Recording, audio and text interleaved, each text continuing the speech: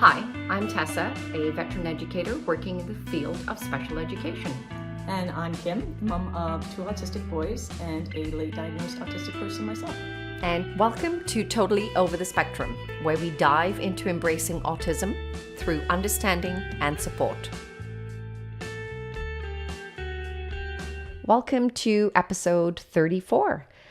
Today we're going to be discussing autism and grieving or bereavement. And we would really appreciate if our listeners could share their thoughts and feelings and what helped them navigate this rather emotional and complicated process in life. Yeah, and as always, we really appreciate it if you like and subscribe. That helps us out tremendously, so thank you when you do that. Yes. All right, autism and grieving. There is really not a whole lot of research out there that provides information or guidance that can support autistic individuals with the grieving process. Yes, I agree with you. I think there is a tremendous amount of research done for neurotypical people on how to navigate grievance and bereavement, but not much for neurodivergent people. So the breakdown for this episode, because I have to keep to my list, always I'd like to start with a definition. So what is grief? And then I want to talk about what does grief look like for an autistic person? And then what strategies you can use to help yourself or an autistic person in your life. Yeah. And just for those who are listening, my information is going to come from a point of a professional helping a person navigate through this. And as always, shout out to the National Autistic Society in the UK for, a lot of information that they post out there. So what is grief? Grief is how a person responds to loss.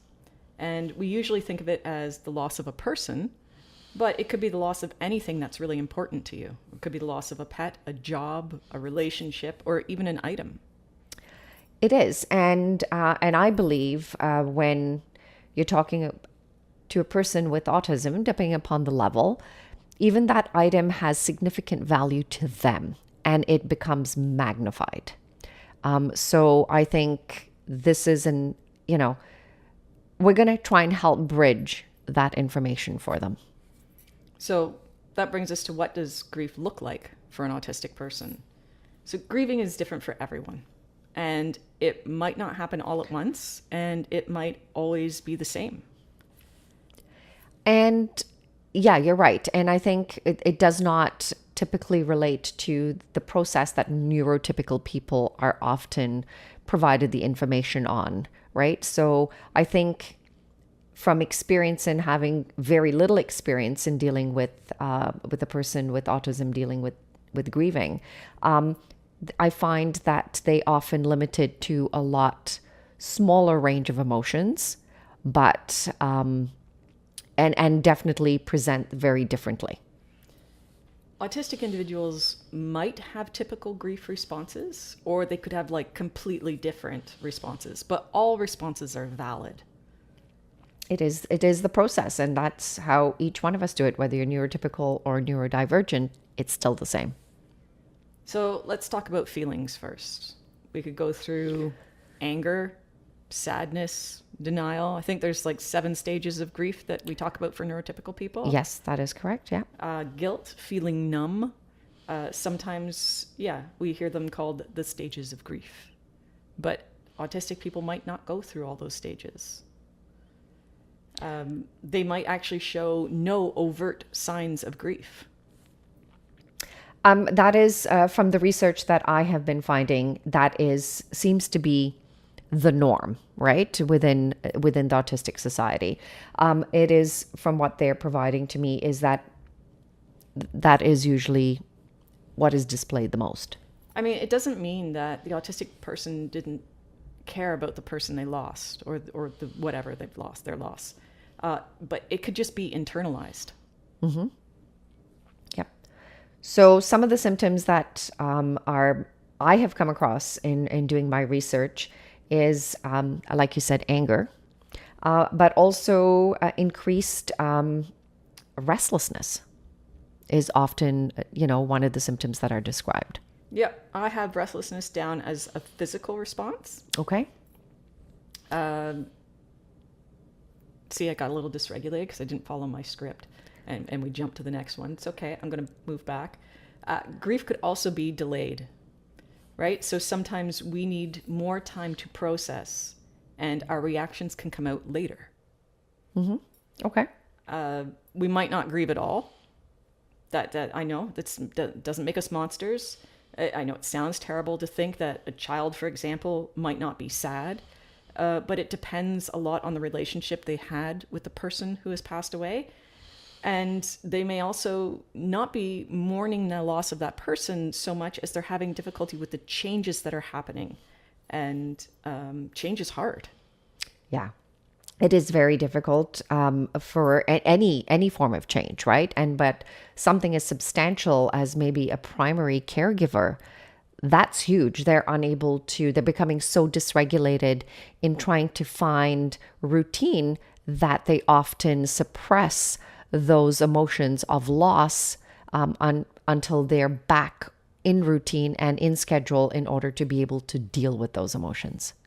Another thing is that we might not know how we feel, right? I have alexithymia, as do many autistic people, and that means I can't always describe or identify what I'm feeling.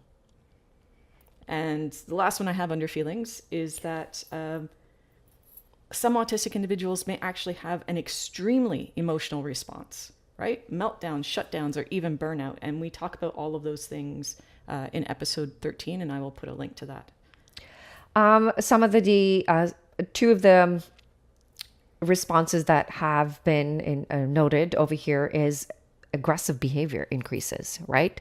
Because now they're so dysregulated that it increases certain behavior. If the tendency was there prior, it does increase aggressive behavior.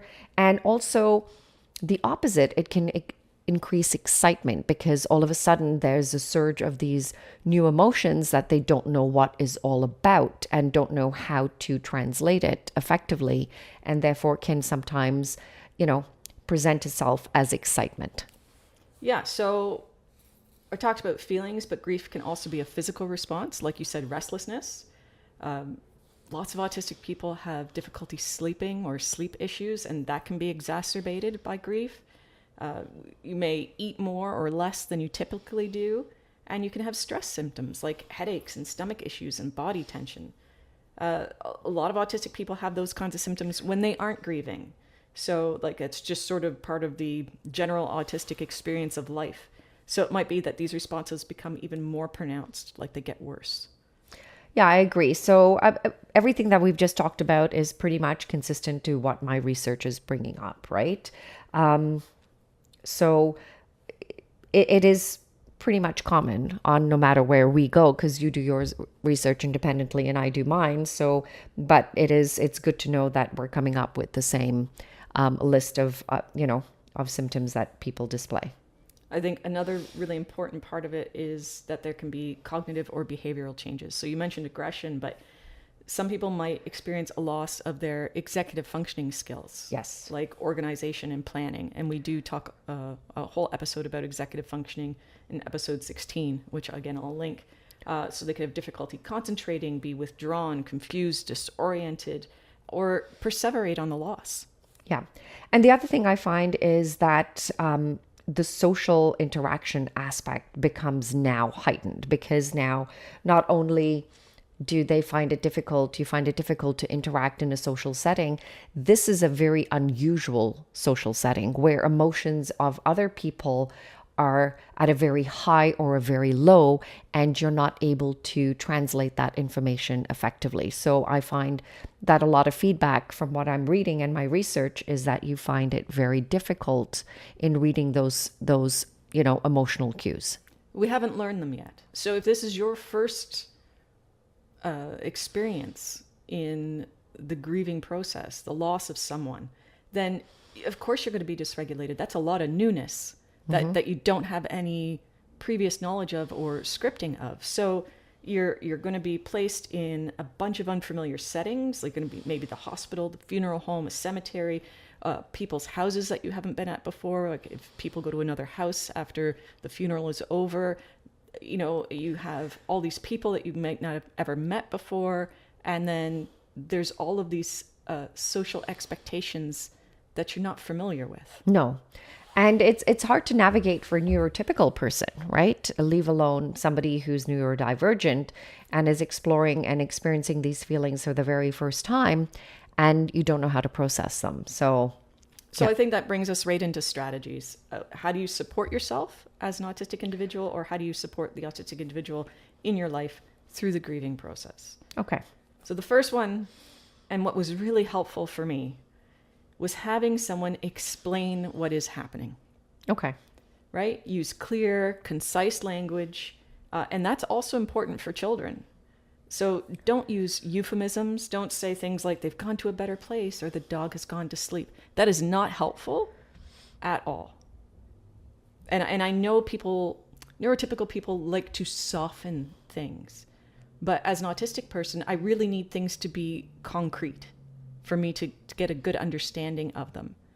And worrying about my feelings giving me concrete information is opposite, Okay. right? If I don't have it, I'm going to be dysregulated, right? I need facts. Even abstract concepts can be really difficult for a lot of autistic people. Yeah, I mean, presenting facts in and keeping it simple and not graphic, right? So you don't need to really say, oh, well, this is the fact of the situation and make it so graphic that it is just shocking to the system. Just keep the facts as simple and upfront as possible. And it's going to depend on the person too. You're right, too much information can be overloading, but if the person keeps asking questions, it means they do not have as much information as they require. So don't be dismissive of the questions. Like I'm very interested in medical information. So I'd like to know potential outcomes. I'd like to know what to expect. I like to know how the body declines. I like to know how that works. Okay. So I would have a lot of questions surrounding what is going on and what that process is. So just follow the person's lead. Yeah. And talk about the situation. Don't avoid it. Is like, just because you're uncomfortable with it doesn't mean that the conversation or the topic should be avoided. Because if you're, like you said, you're seeking that information, take the opportunity to discover that and go down that path together. And don't be afraid to say, I don't have an answer for you yet, but let me look into it and get back to you. Right? Or look into it together. Depends on, what it is. Yeah. Don't, if someone is dying, in the process of dying, don't wait. Don't hold off, right? The more information and better preparation you have, the better able you're going to be to deal with it when it actually happens. The first funeral I took my kids to was my grandmother's funeral. And Alex was about 5 or 6. So Alex is my oldest. He's level 1, so he has lower support needs. And he wanted to understand the whole process. So I think that that's really important. Understanding the rules and the rituals surrounding death. And he had a lot of questions. He was fascinated. He had no emotional attachment to her. She was almost 99 and she had Alzheimer's. I didn't have much emotional attachment to her, so I wasn't particularly sad. I grew up in the same house as her. And she was a nasty woman, okay? She was nasty. So I didn't have a lot of feelings of loss for her. And I know that sounds horrible to a lot of people who have lovely grandmas. Mine was not. My youngest son, Peter, was about 2 or 3 at the time, and he's level 3, so he has higher support needs. He's also non-speaking. And he was incredibly active, right? He's still a runner, but then he was like a little ball of energy. So taking him to the viewing, right? So we have all the family there and everyone is very sad and things are hushed and quiet, and except for people crying and that sort of thing. And Peter is active and a little bit vocal. So he managed to get away from me as I was talking to someone. And he ran straight over to the casket and climbed in. And I'm pretty calm, right? So I could see some people were very upset and other people were not. But no one said anything, because I guess that's part of the rules surrounding a funeral, that you don't you don't say anything, or maybe that could just be my family. I don't know. So I went over and I picked him up, and he was absolutely fascinated. He did not damage her in any way. She was not disheveled. He didn't throw her glasses or something. But I did take him out, and it gave Alex an opportunity to get close to the casket, and he was just so enthralled, really, to see a person lying there motionless and the way that they're done up and that sort of thing. And he had some questions, and I answered them just factually. Yeah. And that is one of the most important, is like, how can you help? Answering those questions is going to be helpful. It's connecting those dots, and saying it's okay to ask those questions. Yeah. And I mean, I could have been horrified, but I really wasn't. And I did have one family member come up to me afterwards, and I think she was trying to make sure that I didn't feel bad. And she just said that she felt that kids being kids was something that my grandmother would have wanted. And I thought, well, you didn't know her. So she would not have been pleased. No. But anyway, I mean, these things happen. So I recognize that might have been hard for other people.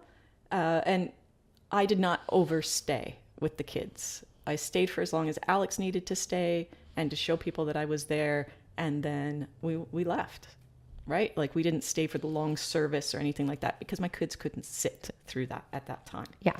But you still included them in part of the ritual and routines of the bereavement process. So that was the important aspect of it. Yeah.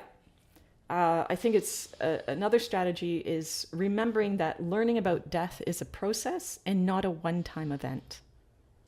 Yeah. Right? The more unknowns you can eliminate, the easier it's going to be. Yep, absolutely. So you might want to visit the funeral home when no one else is around before the actual funeral takes place. Yeah. Right? Because the building itself is going to be overwhelming. Yeah. And tailoring that information to the person's level of need is what we've just discussed about, is really important. And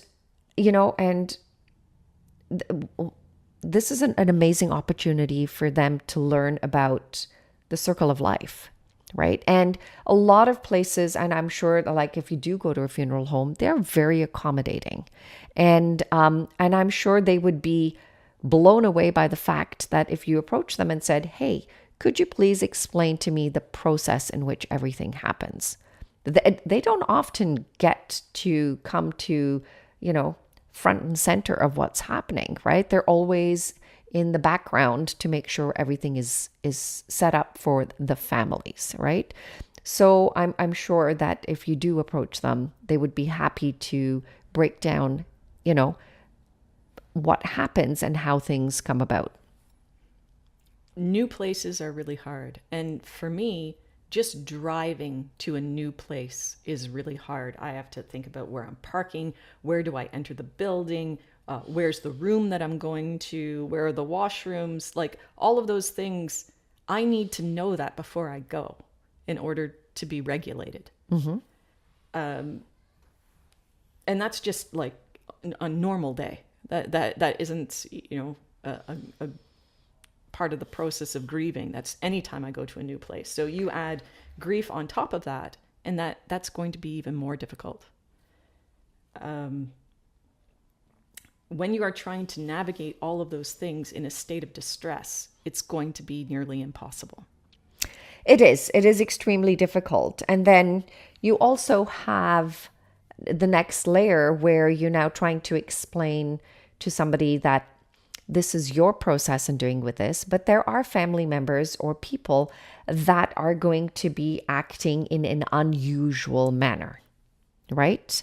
So you have, both extremes where there's a person who has little to no emotions, and then you go to the total opposite end of the spectrum over there where people are acting extremely unusual. And then you throw in cultural and religious beliefs, and it can be quite, I'm sorry to say, overwhelming and entertaining at the same time. I suppose that depends on your perspective. I know that there are some people who wail when they're grieving, and I'm out. I'm gone. Like I can't. Nope. That's a hard. I can't be there. Like it wouldn't even be like noise canceling earbuds in and be able to function. I wouldn't be able to handle all of that outpouring of emotion. Yeah. And I just wouldn't be able to go. Yeah. So, and that would be an unusual expression of emotions for a lot of people to deal with. So, and then how do you, break that down and express that to somebody else? It's a lot. It's a lot to take in. Yeah. Another good strategy is trying to maintain routines during this time or creating new structured routines. So that can be really helpful. Routines keep us regulated. Yes, I agree. So that was one on mine there too. Yeah, especially self-care routines. So your morning routine, your evening routine, those are going to be even more important during this time. And you may need support in order to stay on track. Yep, I agree with you on that one. Eating the same things at the same time. Part of the funeral process could be that everyone gets together and goes out for food, or it's like a potluck thing. That's a lot of food, a lot of smell, a lot of people. It's a lot. Yep. Right? So if you need to bring your own little lunch or whatever with you, that's an okay strategy. And if, Aunt Margaret's really upset because you didn't try her dish, it's you don't need to please her. Yeah. Right? It just doesn't need to happen. You've got to now install that self-care as your primary, right? Because you're going to have to do that in order to be able to cope with the situation around you. Yeah, it's a really good idea to have a support person with you who can speak for you if you're so overwhelmed, because part of what happens when you're dysregulated is communication gets hard. Yeah. No, that's a good strategy to do that. And if you do have a support person, make sure you discuss what are your boundaries, what are your limits, and also have a signal in place that if you give them a certain signal, that means you need out and you need out now. Yeah. And if you have little kids and you're trying to navigate your grief with navigating their needs, try to make these plans ahead of time, because if they need to leave, they need to leave. And another sort of little aside is don't make autistic people hug you. Like, I know a lot of people get really huggy when they're sad and that sort of thing, and not all of us like to be touched. And when there's a lot of emotion going on, that touch can be painful. It can be way too much. Yeah, respecting those personal boundaries, right? It's going to be very important. And don't apologize for asking people to still respect those boundaries. Yeah. And it's really weird, but everyone's house smells different. Every single house you go into has its own unique smell. And there are some houses that it's bad. It's just a bad smell. And I can't begin to explain to you what those, like, they're probably made up of a lot of different things. But I have like vivid recollections of how childhood friends, their houses, yes, how they smell. Okay. Right? Because they're so different. So if everybody ends up at someone's house, right, and you have all of these, like, it can be too much. Just the smell alone can be too much. Never mind all these people, milling around and that sort of thing. And my point is that smells can also trigger an emotional response, right? So my grandmother smelled like Chantilly body powder, which was foul. It was just an awful smell. And if I smell that today, it creeps me out completely. It's like she's in the room with me. Okay. Right. Yeah. And if anybody was going to haunt somebody, it would be her. So I don't like that. Well, and sometimes you just get a whiff of a smell, right, for no particular reason. So know that even months or years down the line, a smell could trigger an emotional grief response again, or for me, a creepy response with her. Yep. And that's okay. That's okay that can happen a long time from now. Yeah, it's a process, and there's no start time and there's no finish time. So, be kind to yourself. Another strategy I have is that autistic individuals might want to self-isolate as part of their grieving process. Yep. And that can seem a little weird to neurotypical people, because they think if you're spending too much time by yourself, for some reason they think that that's a bad coping mechanism, right? They get worried about you.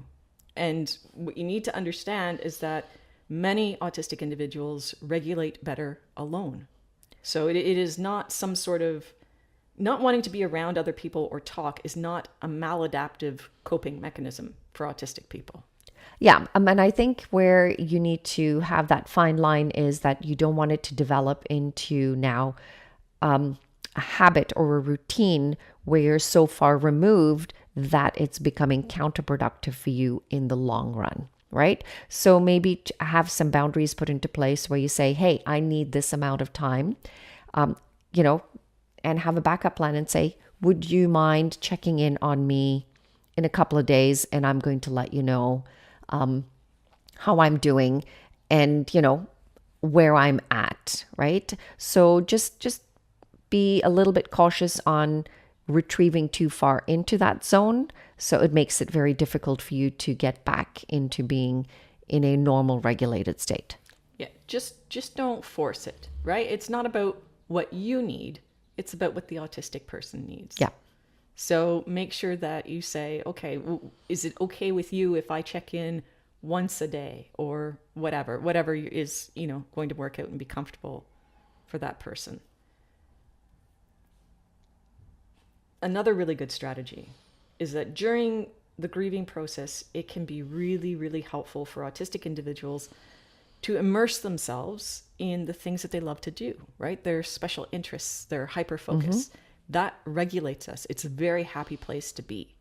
So that also can be a little counterintuitive to what neurotypical people think is healthy. They're like, oh, you've thrown yourself into your work, or you've thrown yourself into your special interest or your new passion.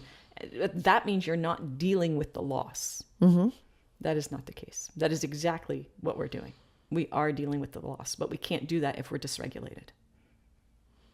So hyper-focusing regulates us. Yeah, and which is, a contradiction to what neurotypical people do is when they throw themselves into something, it's avoiding that and the acknowledgement of the grieving process. So it is absolutely right. So it's...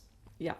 Doing things we love to do regulates our nervous system, right? And then we process better, and then we still might need some support. Hey, you still have to eat, you still have to sleep. You can't throw yourself in for 12 hours a day and not come up for air, right? Yep. So we still might need a support person to check in on that. And under this, I'll also say that stimming is really important. Mm-hmm. I have that as one of the regulating needs on my list as well. And stimming is repetitive, self-regulating behavior, and it is absolutely necessary for autistic individuals. Yeah, and no apologies necessary ever for that. Exactly. And then lastly, I have, there is a social expectation of what you're supposed to say during all of this. So preparing scripts can be super helpful, right? I still don't know what to say when people say they've lost a loved one, right? I sort of have this vague idea of like, I'm sorry for your loss, or please reach out if you'd like to talk. But then there's this whole thing of people sending flowers and making meals, and I don't do that because I don't know what all of the rules are, and I don't know what I should do, right? There's too many details, and there's likes and dislikes and preferences, and maybe if they're upset, they're not really hungry, and I don't want to do the wrong thing. So what I tend to do is just I try to be available for that person, let them know I'm available, and I listen. And that could be part of your, having them included in the rituals and the routines of bereavement, right? And having those scripts being introduced at that aspect is also going to really help. And, as part of that. Sometimes I also say, I'm not sure how to help or what to do right now. And then I let that person tell me. And usually they can tell me what they need. Okay. That's a good idea. And one of the things that I have on my list, I'm not sure if you have, is actually connecting with a professional to help you if you do not have family or friends that are able to support you in understanding this process, reach out to a professional who can help you navigate these emotions, these thoughts, and give you an unbiased view and an opinion on the situation. The only caveat I would have to that is to make sure that that professional is specialized in working with autistic people. Yeah. So do your due diligence on that. Yeah, because typical cognitive behavioral therapy doesn't work for autistic people. We need it to be modified specifically for us. Yeah. The strategies that we're speaking about are just generalized strategies that we're providing you. If you do have, any comments that you're able to share with us so that we can provide to our other listeners on what strategies helped you that we have not discussed, we would really love to hear from you in regards to that. Always. I absolutely love reading comments. Yeah. Anything else on your list? All done. Alrighty. So this brings me to the importance of communication, right?